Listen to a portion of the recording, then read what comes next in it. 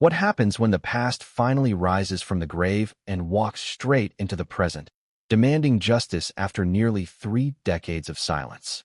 What happens when the one person who once hid safely behind public titles, royal protection, tradition, and a well-crafted image suddenly finds herself exposed under the cold, unforgiving spotlight of a courtroom? And what happens when that person is Queen Camilla? The woman long accused in whispers, defended in headlines, shielded by the monarchy, now standing trial for a verdict she never imagined she'd hear? Before we continue, please hit the like button, subscribe to the channel, and turn on the notification bell for updates. The moment the judge finished reading the decision, the courtroom erupted into a gasping, breath-stealing silence. You could almost hear the oxygen being sucked out of the room. Camilla's eyes widened, her fingers trembled, and then, as if her body finally acknowledged the truth her mind refused to accept, her knees buckled. The Queen of the United Kingdom collapsed. Right there, in front of the jury, in front of the press, in front of the world. 1 second she was standing. The next, she was on the floor, consciousness slipping like sand through a fist. But the shock wasn't just in the collapse itself. It was in what caused it. A verdict that no one, not even her fiercest critics, believed would ever be delivered. A verdict tied to the most painful event in modern royal history. A verdict that resurrected every suspicion, every conspiracy theory, every question that had been dismissed as wild speculation since 1997. Yet here we are. The unthinkable had finally been spoken aloud in a court of law. And before you think you know the full story, trust me, you don't. Not even close. Because this case didn't just reopen old wounds. It ripped open doors that powerful people spent decades nailing shut. It revealed testimonies that were never meant to see daylight. It unearthed documents that were supposed to be destroyed. It forced the monarchy into a corner it had never been shoved into before. So ask yourself, what could possibly be so explosive, so threatening, so devastating that Queen Camilla, the woman who survived scandal, public hatred, tabloid hysteria, and the pressure of becoming queen, would collapse when she heard it? What truth is heavy enough to crush a queen? And why is this happening now, almost 28 years after Princess Diana's death? Those are the questions the world is asking. Those are the answers we are going to explore. But before we dive into the revelations, before we peel back the layers of secrecy that the palace fought tooth and nail to protect, you need to understand the atmosphere in that courtroom. It wasn't just a legal proceeding. It felt like history forcing itself back onto the timeline, demanding that the story be rewritten. The room was packed with journalists, royal commentators, former detectives, Diana supporters, even silent members of the public who had queued for hours just to witness what many believed would never happen in their lifetime. Every face told a story. Some were angry, some were stunned, some trembled with a kind of vindicated grief, the kind that comes from waiting decades to be heard. And in the center of it all stood Camilla, her expression carefully crafted into the stoic calm expected of a monarch. She walked in confident, controlled, hardened by years of public scrutiny. But verdicts don't care about titles. Truth doesn't kneel before crowns. And justice, when it finally arrives, has a way of ripping masks clean off. Still, the question remains. Why now? Why this moment, after so much time has passed? Why reopen a story the world had seemingly put to rest? Well, here's where things get interesting. The truth didn't suddenly appear out of nowhere. This wasn't a spontaneous legal spectacle.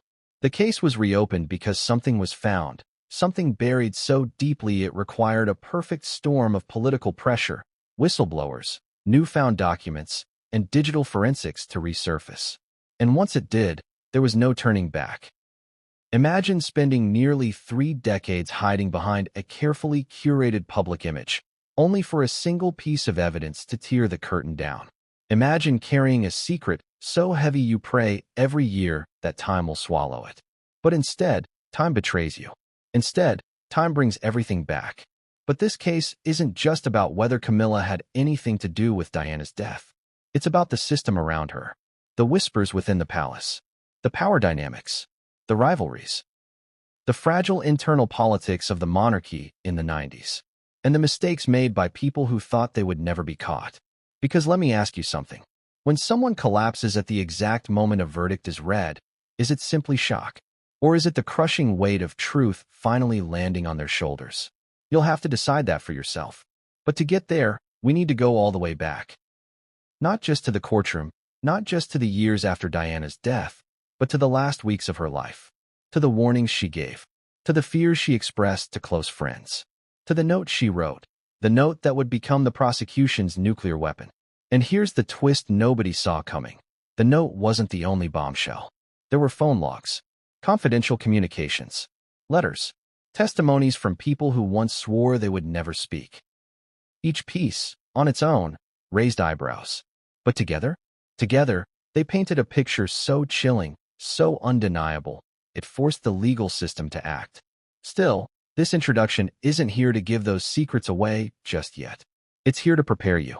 Because once you step into the timeline of events, once you understand the chain reaction that led to Queen Camilla's standing trial, once you see how the dots connect, it becomes impossible to unsee it. Now, I know what you might be thinking. Why hasn't the palace stopped this? How did this story escape their control? Isn't the monarchy one of the most powerful institutions on earth? And you'd be right to wonder. For decades, the royal family managed scandals with military precision. They silenced stories. They deflected criticism. They rebuilt reputations. And in many ways, they succeeded.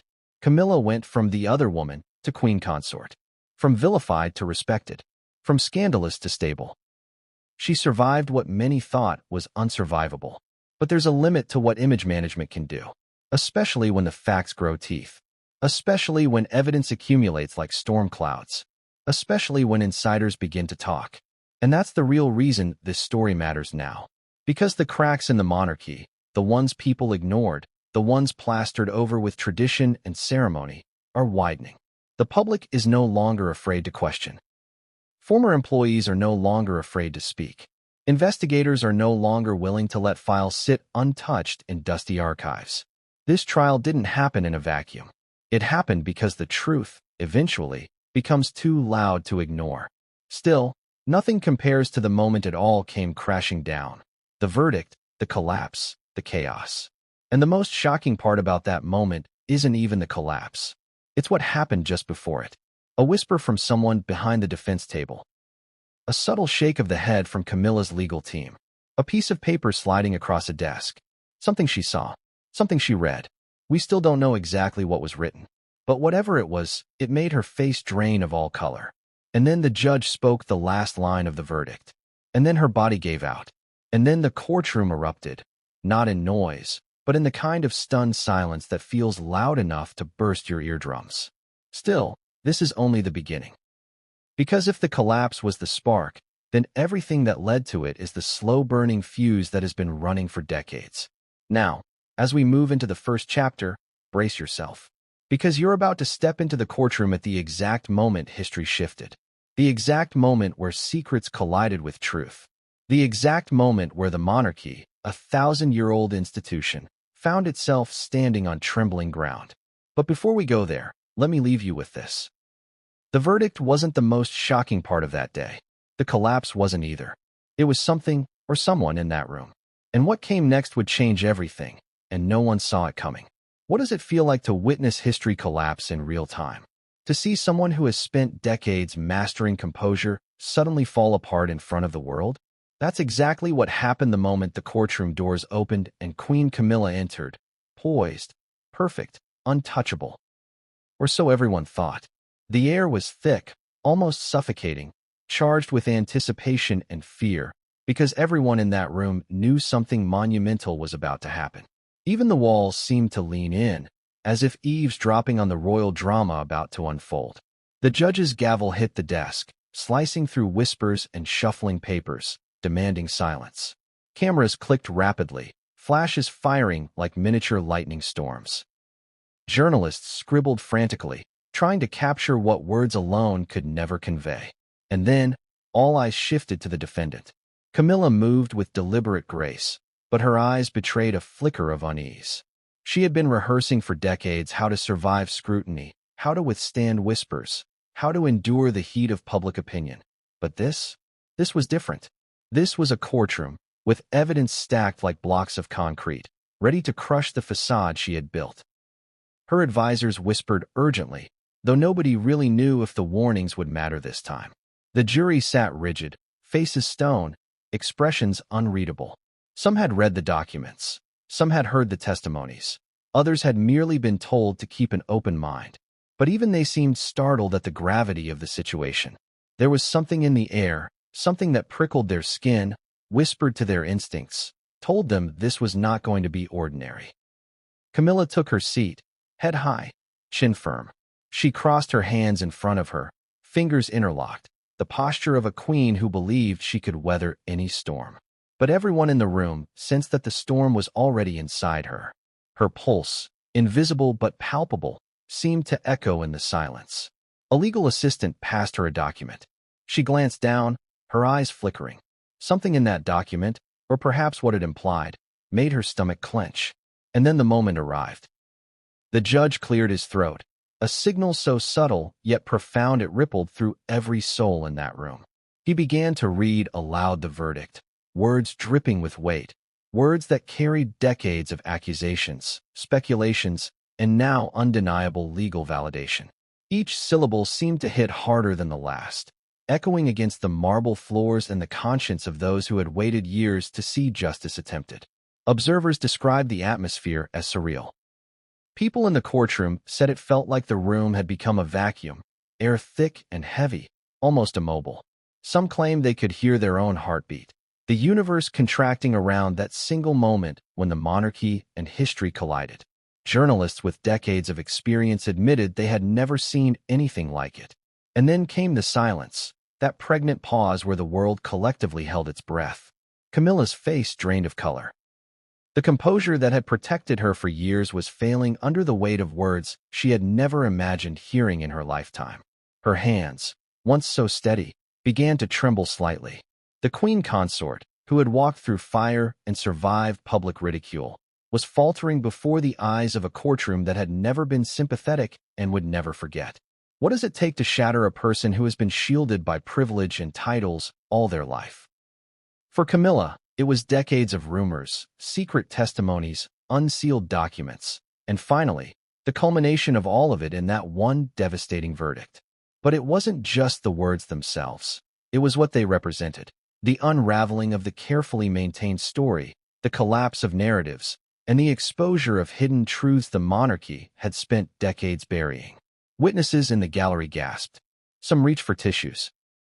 Others leaned forward, unable to look away, compelled by a mixture of horror, fascination, and disbelief. The courtroom was electric with tension, each person waiting for the next movement, the next telltale sign of what would happen. And then it happened. Camilla's legs betrayed her. A sharp tremor, subtle at first, then undeniable.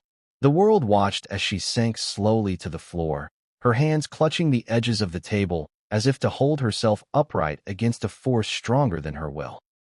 People froze, uncertain how to react. Some aides rushed forward, but not before cameras captured every millisecond of her collapse. That moment, frozen in time, became emblematic of something far bigger than the physical act itself.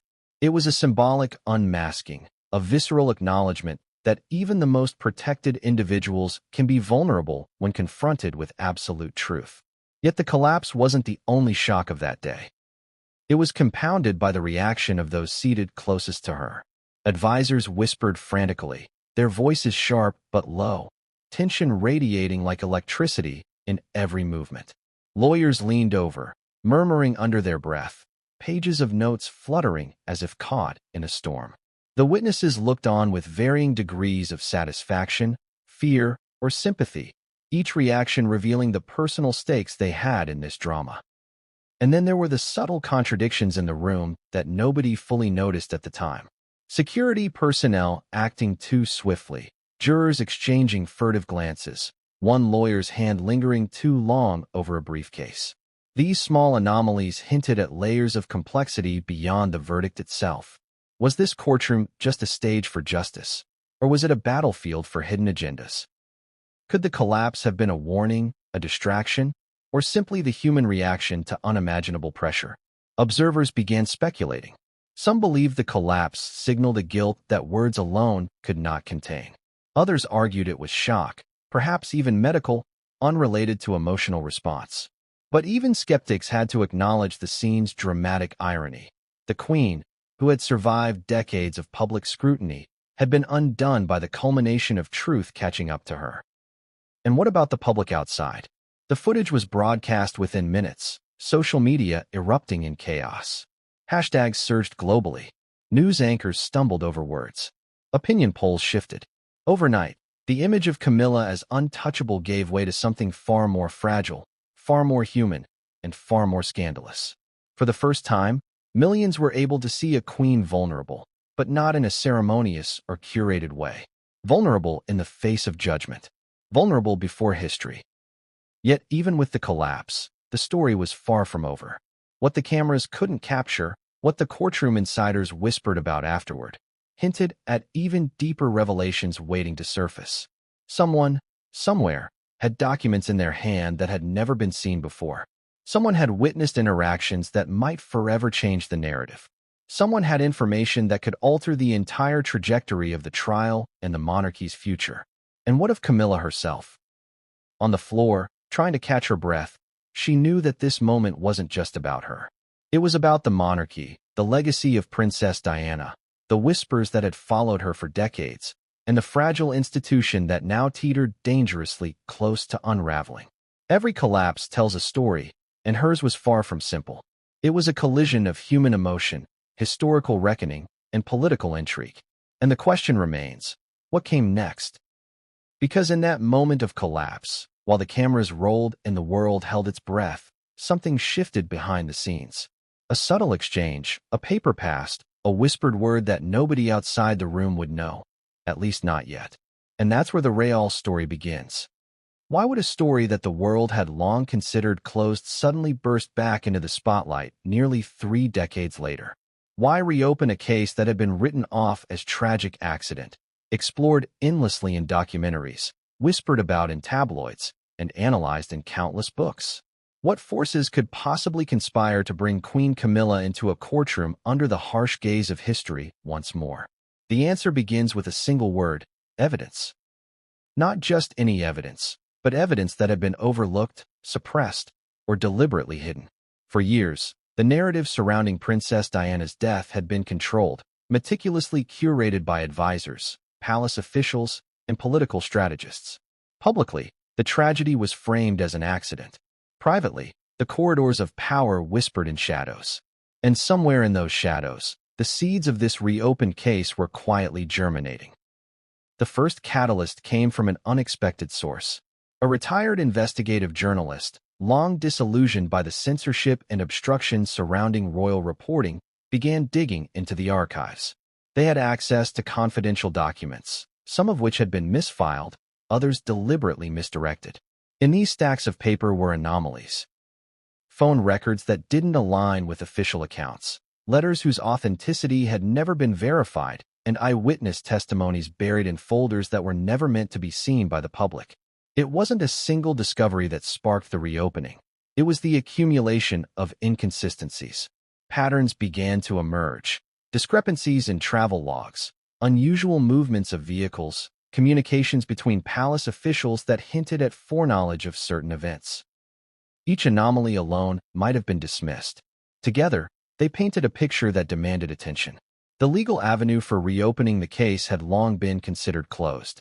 Decades had passed, statutes of limitation had expired, witnesses had aged or passed away. But in 2025, a combination of technological advances in forensics and the discovery of previously sealed evidence created a loophole. Digital forensics allowed investigators to recover data from devices previously thought destroyed. Old hard drives, encrypted emails, and recovered text messages offered fresh insight into communications that, in the 1990s, had seemed impossible to trace. One particular discovery ignited the investigation: a set of unredacted communications between palace aides and Camilla herself. These documents revealed not only her involvement in sensitive decisions leading up to the tragic event, but also her awareness of certain risks that had been dismissed publicly. The documents alone were enough to reopen legal scrutiny. When combined with previously ignored eyewitness accounts, some coming from individuals who had broken silence only because they feared being silenced forever, the case became impossible to ignore. But it wasn't just documents. There were whistleblowers who stepped forward, individuals with intimate knowledge of palace operations, security arrangements, and Camilla's personal communications. Their testimonies, initially considered unreliable by some, gained credibility when corroborated by the newly uncovered evidence. For the first time, a coherent narrative emerged that tied together decades of rumors, inconsistencies, and suspicions. The puzzle pieces began to fit, and the image they formed was far more disturbing than anyone had imagined. The reopening of the case also tapped into a cultural shift. Public sentiment had changed. In 2025, the world was less forgiving of secrecy, of institutions shielding themselves from accountability. The rise of social media, investigative journalism, and international scrutiny meant that no corner of power could remain hidden. Every document, every photograph, every whispered confession could now be amplified globally within minutes. The environment that had allowed decades of ambiguity to persist was gone. The monarchy, once untouchable, faced a court of public opinion as well as legal scrutiny. So how did it proceed? The legal team pushing for the case's reopening meticulously compiled evidence. They highlighted the timeline of events, cross-referenced communications, and pointed out contradictions between official reports and eyewitness accounts. They argued that new evidence had surfaced that fundamentally challenged the conclusions of previous investigations. The court, recognizing the significance of these revelations, agreed to reopen the case, a move that stunned observers around the world. What's more, investigators discovered a document that was so pivotal it became the linchpin of the prosecution's case. Its contents remained largely confidential, but sources suggest it contained details about Camilla's awareness of events leading up to Diana's death. The timing of communications, the strategic decisions made, and even subtle orders regarding security measures were all implicated. Legal experts later described the document as a bombshell that no one saw coming, even those closest to the palace. Critics questioned the timing. Why now? Why after nearly 28 years? Some speculated that internal palace politics had shifted, leaving Camilla more vulnerable. Others suggested that the continued public fascination with Princess Diana's legacy and the royal family's modern controversies had created pressure impossible to ignore. There were even whispers of political motivations, factions within government or the monarchy that sought to preemptively control narratives before future crises erupted. Yet no speculation fully explains the human element. Behind every document, every testimony, every legal maneuver were real people.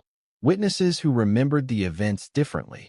Investigators who risked careers to pursue truth. Journalists determined to uncover what had been concealed. The combination of these forces created a perfect storm, a convergence of time, evidence, and opportunity that made reopening the case not just possible, but inevitable. But even with the case reopened, the path forward was fraught with tension. The legal system now faced the impossible task of balancing decades-old events with modern standards of evidence. Memories had faded. Witnesses were no longer as reliable. Evidence, while groundbreaking, was subject to intense scrutiny. And Camilla, having navigated decades of public scrutiny with remarkable composure, now faced a courtroom not as a figure of reverence, but as a defendant whose every reaction, every expression, every movement would be dissected. So what was the first step once the case reopened? Investigators and legal teams began reconstructing the timeline, minute by minute, hour by hour, of those critical days leading to Princess Diana's death. Every phone call, every note, every report was examined. Security footage, previously ignored, was enhanced. Vehicle movements were retraced. Even minor inconsistencies were scrutinized, because in cases like this, small discrepancies can reveal massive truths. And yet, even as the investigation gained momentum, the public remained captivated by one question. Did this case genuinely implicate Camilla, or was she a convenient figurehead for decades of palace mismanagement and secrecy? The answer, as would become clear, was neither simple nor satisfying. It was layered with contradictions, motivations, and hidden truths, the kind of details that would unfold in court with dramatic tension and shocking revelations. By the time the courtroom proceedings began, all the elements were in place. The new evidence, the witnesses who had waited decades to speak, the intense media scrutiny, and a public eager for answers. The reopening of the case wasn't just a legal decision. It was a seismic shift in the narrative surrounding the monarchy, Diana's legacy, and Camilla's personal story. And here's the crucial point. The reopening of this case forced a confrontation that had been avoided for nearly 3 decades. It demanded that the monarchy, the advisors, the royal household, and Camilla herself answer questions that had been whispered, ignored, or suppressed. It created a courtroom charged with emotion, history, and accountability. It set the stage for moments that would shock even those who believed they had seen it all. What happened next in that courtroom? What reactions, revelations, and disruptions unfolded in the hours that followed would not only define the trial, but also reshape the public perception of the monarchy forever. The reopening of the case had set the fuse, and the explosion was imminent. What could be so powerful, so damning, that it would force the reopening of a case sealed for nearly 3 decades? What piece of paper, lost in archives, overlooked by investigators, and hidden from public scrutiny, could suddenly become the center of the world's attention? This is the story of that document, the one that terrified the palace and sent shockwaves through the monarchy before a single word of testimony had even been spoken. The document itself was unassuming in appearance. For pages, typewritten, slightly yellowed with age, with edges worn from decades of storage. Yet inside, it contained details that directly contradicted everything previously accepted about the events surrounding Princess Diana's death. It wasn't a confession. It wasn't a signed statement. It was something far more dangerous, a meticulously detailed timeline of interactions, communications, and decisions implicating Camilla in the lead-up to the tragic events. The discovery of this document was almost accidental. A junior archivist at the Royal Records Office, tasked with cataloging files for digitization, came across a folder mislabeled as Internal Correspondence, Administrative Matters. Inside, tucked between mundane memos, was the document. At first glance, it seemed routine, but a few sentences jumped out immediately: references to meetings, warnings ignored, and a note about a risk assessment concerning Diana's personal security. The archivist, recognizing its potential significance, escalated it to senior officials, and the chain of events that led to the reopening of the case began. What made this document particularly explosive was its origin. Investigators traced it to a confidential advisory team within the palace, a group that had remained largely hidden from public view. These advisors had been responsible for managing Diana's schedule, security, and communications. Their work, once routine and bureaucratic, now appeared sinister in hindsight. The document implied knowledge of potential danger and a deliberate choice to act, or not act, in ways that would ultimately affect Diana's fate. One line in particular caught the attention of legal experts, a note that indicated Diana had been expressing concerns about her safety, concerns that had been acknowledged but then dismissed. It was chilling in its simplicity. The document did not spell out a plan or a motive, but it highlighted awareness, inaction, and a failure to protect. And in the legal context, that was enough to open the door to serious scrutiny. But there was more. The document referenced communications between Camilla and certain palace officials, letters that had previously been considered innocuous. These letters, combined with the information in the newly found document, suggested a pattern of behavior that could no longer be ignored. The investigators realized they were looking at a puzzle that, once assembled, could present an image of negligence and complicity far beyond anything publicly known. The document also contained inconsistencies with prior reports. Official investigations had concluded Diana's death was a tragic accident caused by reckless driving and paparazzi interference. But this document hinted at missteps, ignored warnings, and perhaps even deliberate manipulations that had gone uninvestigated. Every contradiction raised a new question. Had the truth been buried intentionally? If so, who had the authority to suppress it? And why had it remained hidden for so long? As the legal team prepared to present this document, they realized its power lay not just in what it revealed, but in what it implied. It created a chain reaction. Witnesses whose credibility had been questioned were suddenly more believable. Testimonies that had once seemed minor gained context. and previously overlooked pieces of evidence began to align with the narrative suggested in these 4 unassuming pages. The palace, upon learning of the document, responded quickly, not publicly, but privately. Advisors and legal teams scrambled, attempting to assess the potential fallout. Damage control meetings were convened, communications were drafted, and strategies were debated. But the truth, once uncovered, is difficult to contain. The document had already sparked interest among journalists, investigators, and legal experts. Its implications were too vast to ignore. Meanwhile, investigators pursued verification. Every name, date, and reference was checked against independent sources. Emails were retrieved, phone logs reconstructed, and cross-references made with prior reports. The result? The document held up under scrutiny. Its authenticity was confirmed, its relevance undeniable.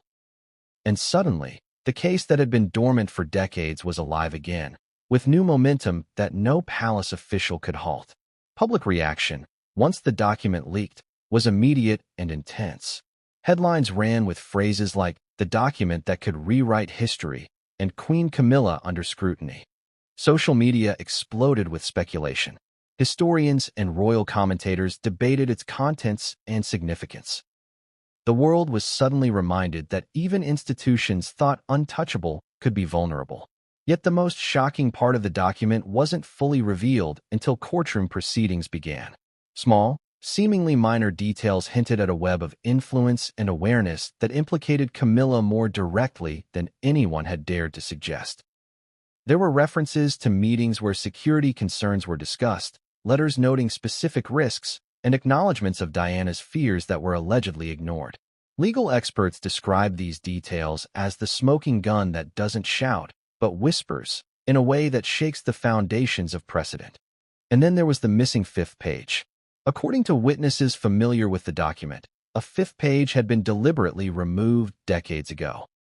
What it contained remained a mystery, but its absence became part of the intrigue. The missing page created tension within the courtroom, speculation outside it, and a sense of unfinished business that would haunt the proceedings. Was it destroyed to protect someone? Was it hidden to prevent scandal? Or did it contain the ultimate piece of evidence that would decisively implicate Camilla? Legal analysts believe the missing page may have been the reason prior investigations failed to fully address Camilla's involvement. Without it, conclusions were necessarily incomplete. Its resurfacing, even partially reconstructed from other references, gave prosecutors the leverage they needed to reopen the case and demand a full accounting from the Queen herself. The document also forced the courtroom to confront uncomfortable questions. How much did the monarchy know, and when did they know it? Were failures systemic, or was there active negligence by specific individuals? How much of history had been shaped by selective reporting, intentional omission, or protective maneuvering by palace officials? Each question added weight to the trial, creating suspense and moral complexity that captivated observers around the globe.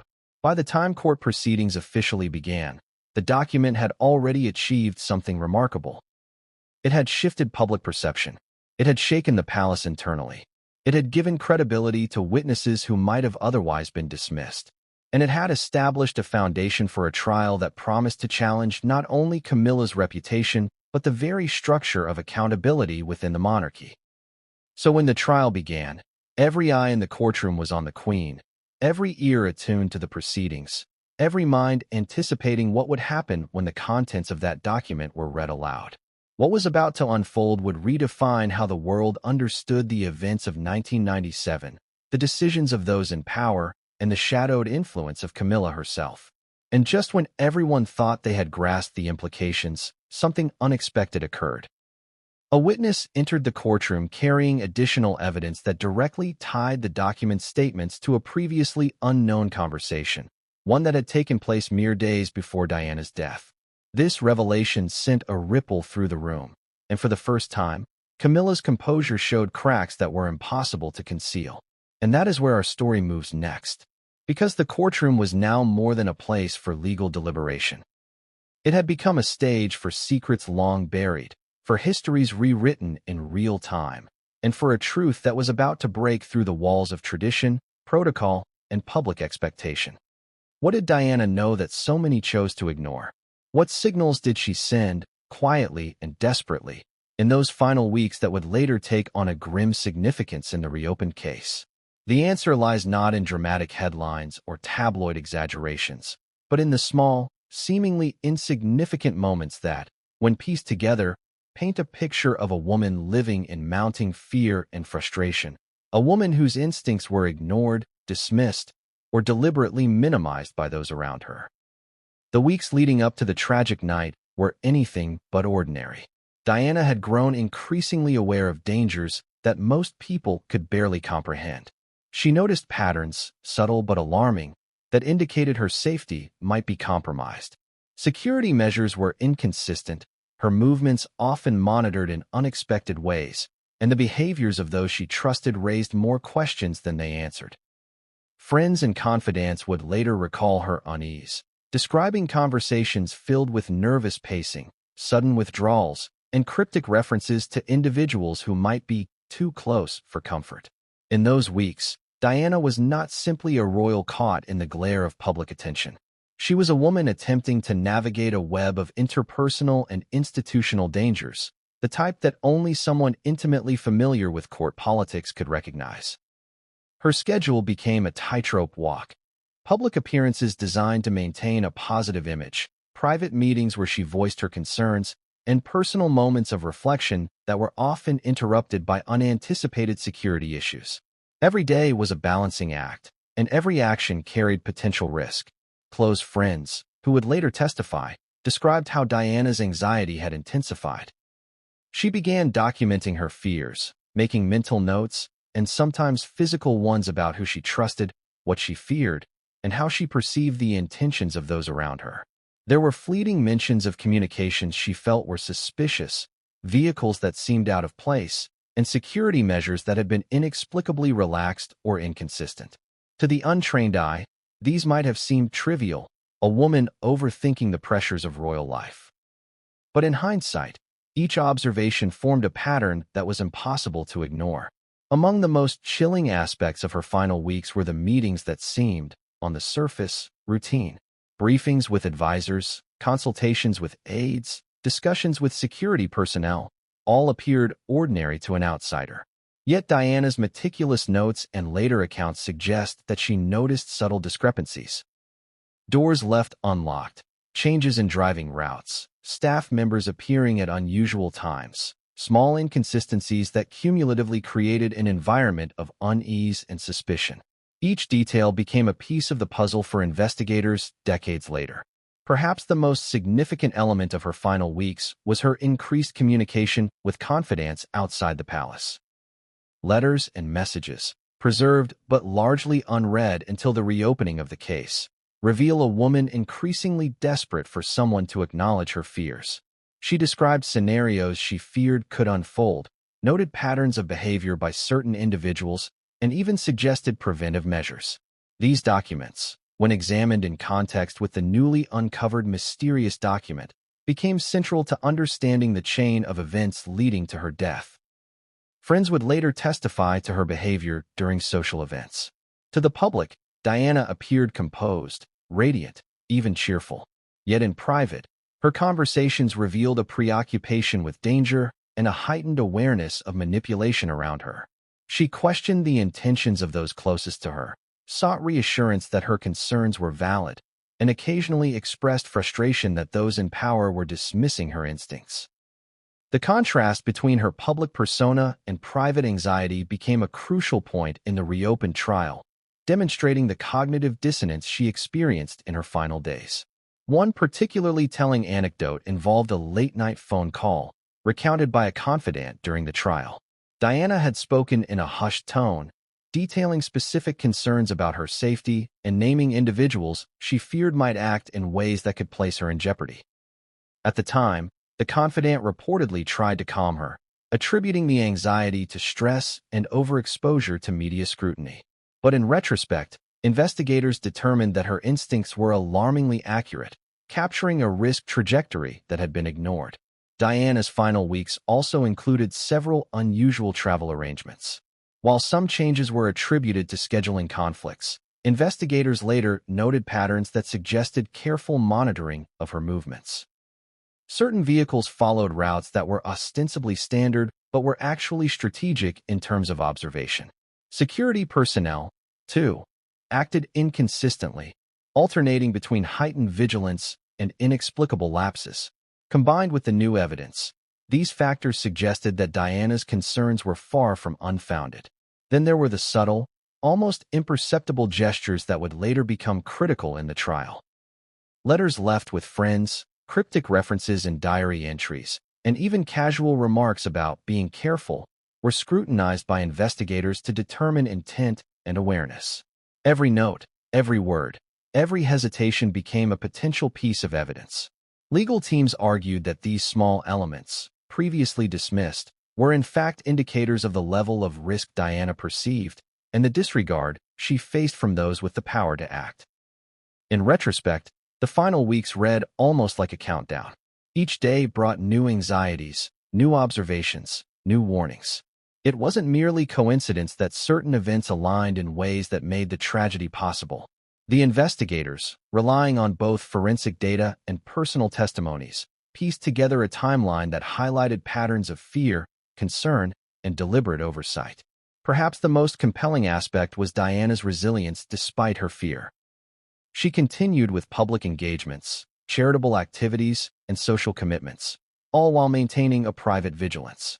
This duality, appearing composed in public while meticulously documenting and analyzing private threats, became a central theme in the trial. It painted a portrait of a woman navigating layers of risk with intelligence, awareness, and determination. And yet, despite all her precautions, the system failed her. Security measures were inconsistent. Warnings went unheeded. Opportunities to intervene were missed. When combined with the newly uncovered document and other evidence, these failures suggested not just negligence, but a profound breach of responsibility. The reopening of the case allowed investigators and legal teams to contextualize these failures in ways that had never been possible before. But here's the crucial question. If Diana's instincts were so sharp, and if the patterns she observed were so evident, why were they ignored? Was it oversight, incompetence, or something more deliberate? The court would soon explore these possibilities, and the answers, revealed through witness testimony and newly surfaced evidence, would shock even those most familiar with palace operations. And as the courtroom tension mounted, the narrative of Diana's final weeks became more than just a recounting of events. It became a lens through which every subsequent piece of evidence, every witness testimony, and every legal argument would be interpreted. The world would see not just the tragic death of a beloved figure, but the meticulous, desperate attempts of a woman who knew danger was near, and yet had no one powerful enough to listen. And that is where our next chapter begins. Because if her final weeks revealed a pattern of fear, the next revelation would expose the warning she left behind. The note that would later become the prosecution's most devastating weapon. What if the most important piece of evidence in history had been hidden in plain sight? What if, for decades, a single note written by Princess Diana had been quietly tucked away, ignored, or suppressed, until it resurfaced to ignite a global firestorm? This is that note. A small, unassuming sheet of paper whose contents would shake the palace, energize the prosecution, and become the pivotal weapon in the reopened case against Queen Camilla. The note itself was deceptively simple. Handwritten in Diana's careful, flowing script, it contained just a few paragraphs. Yet the brevity belied its potency. In it, Diana articulated fears that had long haunted her in the weeks before her death. She described individuals whose intentions she questioned, moments when she felt unsafe, and decisions by those around her that seemed inexplicably reckless. While most would have dismissed these as the anxieties of a high-profile figure under constant scrutiny, investigators in 2025 recognized the patterns immediately. Each word, each phrase, corroborated the anomalies uncovered in other evidence, painting a picture that could no longer be ignored. The note had been discovered not in public archives, but in a private collection belonging to one of Diana's closest confidants, someone who had safeguarded it for decades, fearful that exposing its contents would endanger lives or stir uncontrollable scandal. For years, The existence of the note was known only to a select few. Some dismissed it as merely personal musings, while others suspected its significance but lacked the means to validate it. Only when the reopened investigation began, spurred by the mysterious document and corroborating communications, did the note resurface as a cornerstone of the prosecution's case. What made the note explosive was not simply what Diana wrote, but what it implied. There were subtle references to security failures, unexplained instructions given to staff, and warnings about individuals whose influence had gone unchallenged. Legal analysts reviewing the note concluded that, had the warnings been heeded, key events of those final days might have unfolded differently. Every word was a testimony not only of fear but of insight, a woman's intuition encoded in pen and paper. Observers of the trial described the moment the note was introduced in court as electric. The room seemed to lean in collectively. The judge adjusted his glasses, leaning closer to examine the pages. The jurors' eyes flickered with curiosity and tension. Camilla's expression, always carefully composed, showed an imperceptible shift, a subtle tightening around the eyes that spoke volumes. Even seasoned courtroom reporters acknowledged that the note carried a weight far beyond its physical presence. It was evidence, yes, but it was also narrative, context, and, in some ways, a moral indictment. What made the note especially critical was how it intersected with previously ignored testimony. Diana had mentioned events in coded language, referencing meetings, actions, and conversations that seemed innocuous at the time. In hindsight, these passages were full of hidden meaning. Investigators and legal teams meticulously cross-referenced the note with phone logs, security records, and other communications, revealing an intricate network of decisions and failures. Each alignment reinforced the idea that Diana had been aware of dangers that were deliberately or negligently ignored. The palace, upon learning of the note's resurfacing, reacted immediately behind closed doors. Internal memos and legal briefings suggested alarm at its potential impact. Advisors debated whether to challenge its authenticity, to question the motives of those releasing it, or to attempt preemptive framing of the narrative. But despite these efforts, the note's authenticity could not be disputed. Handwriting experts verified its origin, and corroborating evidence validated its timeline. The note became untouchable, a direct line from Diana's voice to the courtroom. Yet even as the note emerged as a central piece of the case, questions abounded. Why had it been ignored for so long? Why had the contents remained private, inaccessible to investigators and the public alike? Some speculated that individuals within the monarchy had deliberately suppressed it to prevent scandal. Others suggested fear of implicating influential figures played a role. Whatever the reason, its delay had allowed critical years to pass without accountability, making its eventual revelation all the more powerful. Diana's note also revealed her understanding of the complex dynamics at play. She described not only the external threats she perceived, but also the internal manipulation she suspected. There were references to conversations she had with palace aides, subtle warnings about decisions that could escalate risk, and an implicit plea for her voice to be heard, a plea ignored by those in power. For legal teams, these passages provided context that strengthened the case against Camilla, showing not only awareness but patterns of negligence and deliberate oversight. In court, the note was read aloud with deliberate pacing, each sentence emphasizing the gravity of Diana's concerns. Jurors leaned forward, captivated by the specificity of her warnings. The prosecution highlighted phrases that indicated not general anxiety, but precise knowledge of risks and overlooked opportunities for protection. Every paragraph, every line, served as a bridge connecting Diana's instincts with the evidence that had emerged decades later. What made the courtroom reaction particularly intense was the emotional resonance of the note. Diana's voice, clear and personal, cut through decades of legalese and formal proceedings. For the jurors and the public, it was a human connection, a reminder that behind the headlines and historical narrative was a real person, grappling with fear, insight, and a desperate need to be heard.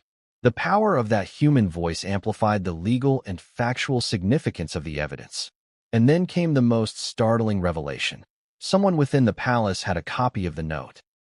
For years, this copy had been kept hidden, its existence known only to a select few. The fact that multiple versions existed, one preserved by a confidant and another secretly retained by insiders, suggested coordination, secrecy, and awareness at the highest levels. It raised questions about who knew what, when, and why it was not acted upon.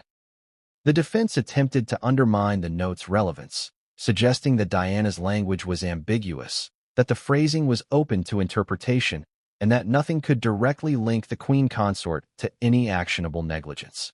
But every argument was met with precise alignment of corroborating evidence, timelines, security logs, witness accounts, and communications. The note was no longer just a personal document. It had become a linchpin, connecting decades of speculation to concrete patterns of behavior and knowledge. Even the public, watching and analyzing court coverage, recognized the note's significance. Social media exploded with discussions, dissecting every phrase, interpreting every word. Historians and royal commentators debated its meaning, while legal analysts explained why it was one of the rare instances where a personal document could carry such profound implications in a legal proceeding. And yet, despite all its impact, the note still left one mystery unsolved.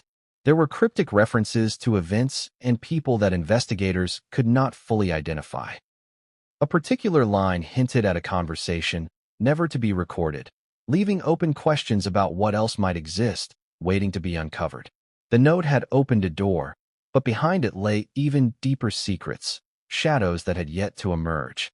As the courtroom absorbed the power of the note, Camilla's composure wavered subtly but unmistakably. Advisors whispered, lawyers shifted papers, and witnesses exchanged glances. The note was more than evidence. It was a moral and emotional trigger, a reminder that the past, no matter how carefully concealed, has a way of returning. And as the day unfolded, the note set the stage for what would become the most intense, suspenseful, and consequential moments of the trial. It was the spark that illuminated decades of secrecy and the catalyst for revelations that would shock the world. But what came next, in the days following the introduction of the note, would escalate the stakes even further. Someone, a witness previously considered unreliable, was about to step forward with testimony that not only validated the note, but also directly implicated Camilla in ways no one anticipated. What do you do when the person at the center of a decades-old scandal isn't just a figurehead, but an active participant in a web of concealed messages, letters, and clandestine communications? That was the question investigators faced when they began to uncover Queen Camilla's secret correspondence. Messages that had been buried, overlooked, or intentionally hidden suddenly emerged as critical pieces of evidence. And together, they painted a picture far more complex, far more damning, than anyone outside the palace could have imagined. The first breakthrough came from digital forensics. Investigators recovered emails and messages that had been thought erased or lost. Some were saved on archive drives, others reconstructed from metadata, and a few had been hidden on secure servers under aliases.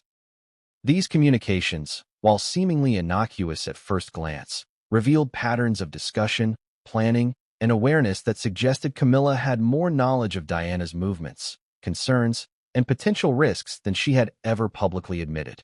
One email, sent to a senior aide weeks before Diana's death, discussed what would later be described in court as precautionary measures, or rather, the lack thereof. It wasn't the content alone that was alarming, but the timing and tone. A casual, almost dismissive attitude toward warnings Diana had communicated to trusted confidants. Combined with other correspondence, it suggested that there had been awareness of potential threats and a deliberate choice not to act decisively. Then there were the letters, handwritten and carefully archived, which detailed private discussions and instructions.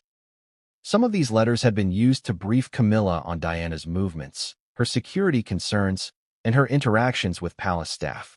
Others documented internal debates within the royal household about how to manage Diana's anxiety and her increasing desire for autonomy. What investigators noticed was a recurring theme. Camilla was repeatedly informed, directly or indirectly, of situations that could pose risk, yet the responses documented in the letters often involved delay, ambiguity, or inaction. Perhaps the most damning pieces were short, informal messages exchanged through secure channels, notes that would appear mundane if taken out of context. Phrases like "all under control," "nothing to worry about," and "we'll manage" were sprinkled throughout. But investigators noted the discrepancy between these reassuring statements and the reality, as revealed by other evidence, of Diana's increasing fear and concern. This contradiction, between what was said to appear calm and what the situation truly entailed, became a focal point for questioning Camilla's awareness and responsibility. Beyond content, the pattern of communications itself raised eyebrows. Messages were sent at odd hours, often in the early morning or late at night, suggesting a level of ongoing oversight or involvement. Some communications referenced meetings that were never officially documented, while others hinted at individuals being instructed without leaving a paper trail. Investigators concluded that these hidden layers of communication were significant because they suggested a coordinated network, one designed to manage, monitor, and influence Diana's movements, concerns, and ultimately, perception of safety. Witnesses would later testify about these communications. Former aides described receiving instructions from Camilla that seemed routine at the time, but in retrospect, aligned with the pattern of knowledge and oversight implied by the letters and emails. One aide recalled being told to ensure everything appears normal, without further explanation, a phrase that, after analysis, suggested intentional maintenance of appearances rather than proactive protection. Another described a conversation where Camilla asked questions about Diana's movements, seemingly curious, but also controlling, testing what the palace security and staff were aware of and what they were not. Investigators also uncovered a series of encrypted messages exchanged between Camilla and intermediaries, whose content had been partially decrypted. While incomplete, the fragments were enough to show a continuous thread of awareness. There were references to meetings, instructions regarding palace staff, and subtle notes about Diana's intentions and plans. This digital footprint, previously assumed lost to time, offered unprecedented insight into how Camilla had been monitoring and influencing events behind the scenes. The court would later hear about contradictions revealed by these communications. For example, one message emphasized that Diana was under control and that any public anxiety was exaggerated. Yet at the same time, contemporaneous diary entries and notes from close friends described escalating fear, frustration, and mistrust. The discrepancy between these accounts became a central point in the prosecution's narrative. Camilla may have known more than she admitted, and yet the actions documented in these communications suggest deliberate inaction. Social media coverage and public commentary following the revelation of Camilla's communications were explosive. Analysts dissected every recovered message, debating tone, intent, and implication.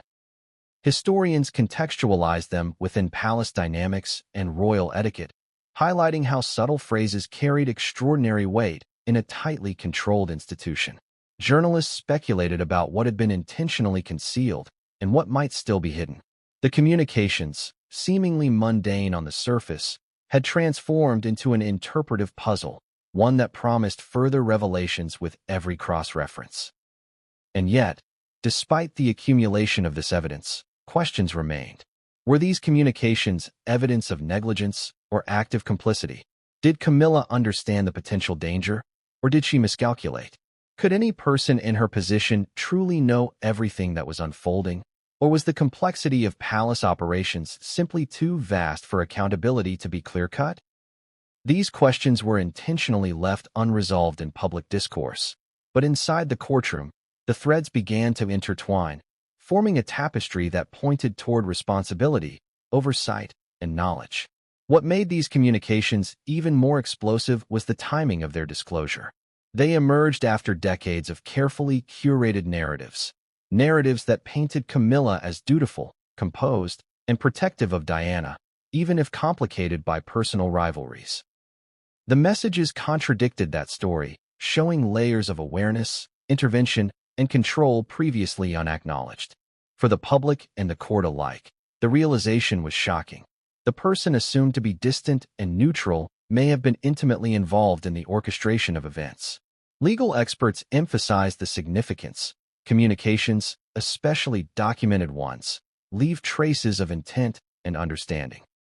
The emails, letters, and encrypted messages provided a digital and physical trail that, when aligned with other evidence, including Diana's note, witness testimony, and reconstructed timelines, painted a coherent, troubling picture. It was no longer speculation. It was a documented record of oversight and, potentially, culpability. And then came a particularly chilling discovery. One message referenced an event that had not previously been disclosed to investigators. The content hinted at awareness of a specific risk to Diana's safety, yet no action had been taken. In court, this message would be described as the moment where the narrative and reality diverged most sharply, illustrating the stark contrast between perceived and actual control. By the time these communications were fully analyzed and presented, Camilla's position was no longer simply defensive. Every email, every note, every encrypted message added pressure, constructing a timeline of knowledge and potential inaction. The courtroom tension mounted, with observers and jurors alike sensing that these discoveries represented more than technicalities. They were clues to motive, awareness, and the chain of events that culminated in tragedy. And yet, despite the weight of these communications, one critical question remained unresolved. Which of these correspondences contained the definitive clue that tied Camilla directly to the events leading to Diana's death? The answer would emerge in the following chapter, in the intricate reconstruction of the timeline, where investigators would piece together minute discrepancies, patterns, and contradictions to reveal the truth in shocking clarity.